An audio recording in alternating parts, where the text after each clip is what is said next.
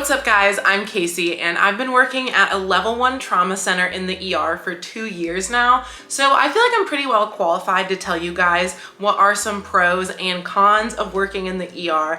If you don't know me, I'm Casey and I make ER content.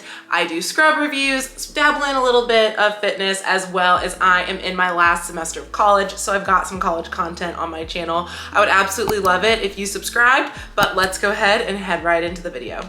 So a lot of the things I'm gonna say, I just wanna preface, are gonna be pros, but they're also gonna be cons, just by how you look at them. So the first pro I think about working in the ER, and it's truly a pro in my opinion, is that you get to see patients of all different specialties. So that's like the really cool thing about working in the ER, is that all of your patients are gonna be a different variety. Like you're gonna have some cardiac patients, you're gonna have some ortho patients, you're gonna have some ophthalmology patients. Like you're gonna get to see a little bit of each specialty, which is really nice if you're just starting out and you don't quite know what you're interested in. By working ER, you get to see all of it and you can kind of figure out what you like and what you don't like. All right, so now we're gonna probably talk about one of the biggest cons, in my opinion, of the ER. So one of the biggest cons, I think, is that almost all of your patients did not plan to come to the ER. So most people, like if you're in an outpatient setting, they make an appointment, they've been waiting for months, weeks to go to this appointment. Or if they're already inpatient, they know that they're sick or they have that surgery scheduled. With the ER, accidents and, for lack of better words, shit happens. And you know what? They were having a great day until they had to come to the ER and get whatever it is fixed. So because of that, your patients very rarely are happy to be at the ER, which is something, you know, you kind of have to get used to. For me, I personally don't mind this. I think that this is one of the specialties about working in the ER, is that yes, your patients didn't plan to be there, but you are going to be their first point of contact, and you do, even though your patient is having a bad day, you do have the opportunity to turn that around at least a little bit. A pro of the ER is that you get to see a lot of procedures. So a lot of things are done in the ER that typically wouldn't be done on the floors. So things I've seen full-on thoracotomies, open cardiac massage, peritoneal lavage, and what's that called when you drain someone's abdomen? Come on, Casey. Anyway, I'll put it on the screen because I'm completely forgetting. And these are just some of the procedures that I've gotten to see working in the ER. So that's a really cool thing that doesn't often happen on the floor. Oh, we also will do full like bone resets, full sedations in the ER, which is something when they go to like their admission floor, that's already done. And so those nurses and those techs, they don't get to take part in that. So that's really cool, is you get to see all these different procedures and you get to use a lot of your medical knowledge because you're seeing such a vast majority of cases.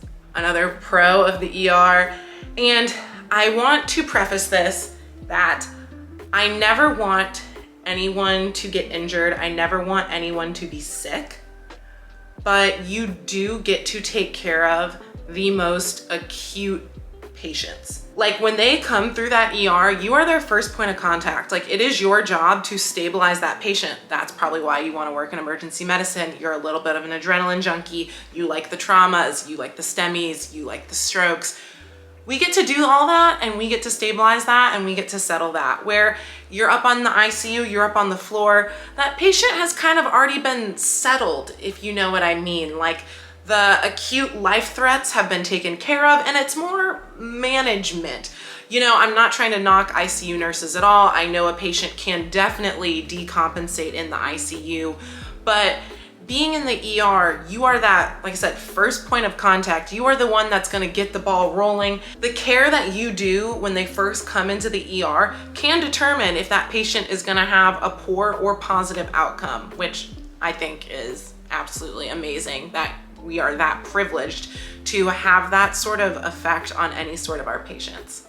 Another huge pro about working in the ER, and this is something after I've talked to techs and nurses who work in other areas of the hospital, I'm very surprised that the ER is like this and other places aren't. The ER is definitely a team. Like, there's very much so a team atmosphere in the ER. You have to work together and you have to collaborate with all the nurses, all the doctors, all the techs. That is the only way you will be successful in the ER. I have seen people try to ride it solo, do their own thing, and those people don't last and will crash and burn. Things in the ER happen so fast that you have to be able to rely on your coworkers to help you manage your patients, to help you task, just to help you stay afloat.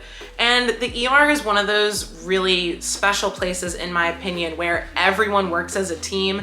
And I think that that is super special. I am a little jaded because I do work night shift, and I feel like personally, the teamwork and the camaraderie on night shift is a little bit more tight-knit than day shift, but you know, that is just my jaded bias.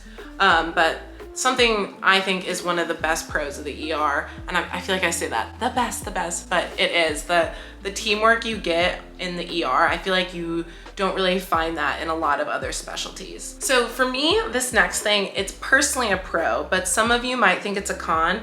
High patient turnover. Most of your patients will not be there for your full 12-hour shift.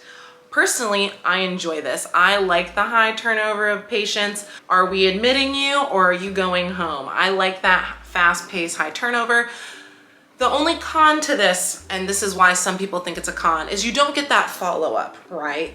So you admit your patient and you really will never know what happens to them after you've dropped them off at their admission. Do they have a poor prognosis? Do they have a good one? They go home, happy ending? You really don't know. And that's something in the ER you kind of have to be able to accept, that open-endedness of a patient. And you have to realize that most of your patients you are only gonna have a couple hours with. I personally like this because to me, a couple hours is enough for me to build a good rapport with you, get to know you, and then personally, I'm ready for the next one. You know, that's why I want to work in the ER. I like the fast turnover. I like the hustle and bustle. If this is something where you're going immediately, no, I like the same people for all 12 hours. I like to know their outcome. I want to know what happens to them. ER probably isn't for you because I have countless patients after I've dropped them off at their admission room.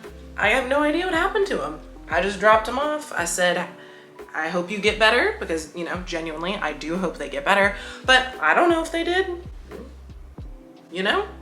That's just comes with the territory of being in the ER. So another con, well, personally for me, it's a pro, but a lot of people think it's a con, how fast paced the ER is.